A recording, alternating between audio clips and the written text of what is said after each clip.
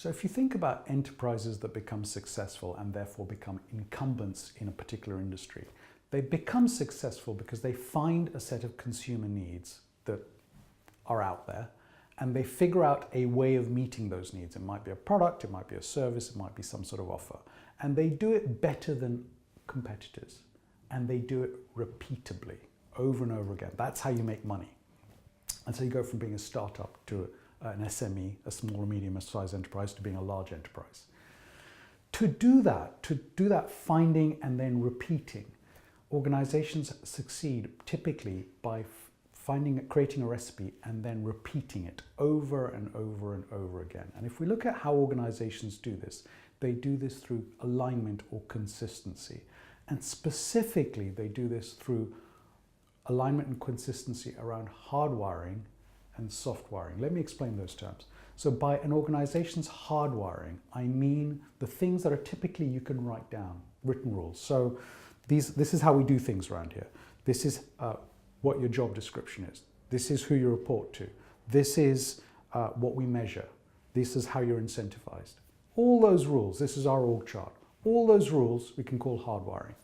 There's also a set of soft wiring, which is much more about terms like culture, power. So for example, let me unpack the term culture. This is how we do things. These are the norms, the social norms. And it gets right down to this is how we dress. This is what we mean by being late or not being late. This is what it means to speak up or not speak up.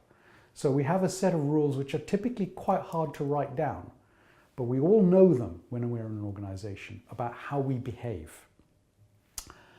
We have these social norms. We have things around power, and by power I mean who really has power in an organization, which is not necessarily the same as who has seniority. And it's also about how our fundamental beliefs and values, not again what's on our mission statement, but what we actually hold to be important and not important. So organizations develop this hard and soft wiring over years, and the better they are at that alignment, the better they are at meeting the needs, until, and this is the double-edged sword, the world changes. The deep irony of this alignment is when the world changes, the more stronger your recipe, the harder it is to change it, because everything drives you towards acting in a certain way, and then you have to change it, and you have to change everything.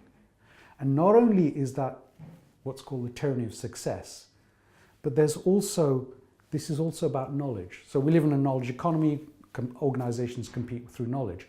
Knowledge can actually be a set of blinkers. It can blind you to what's happening in the world because you do something so well, you don't see that the world's changing. So if I give you some examples of this, companies that we all know, Kodak, Polaroid, Nokia, Marks and Spencer's, these are all organizations that were really successful for decades.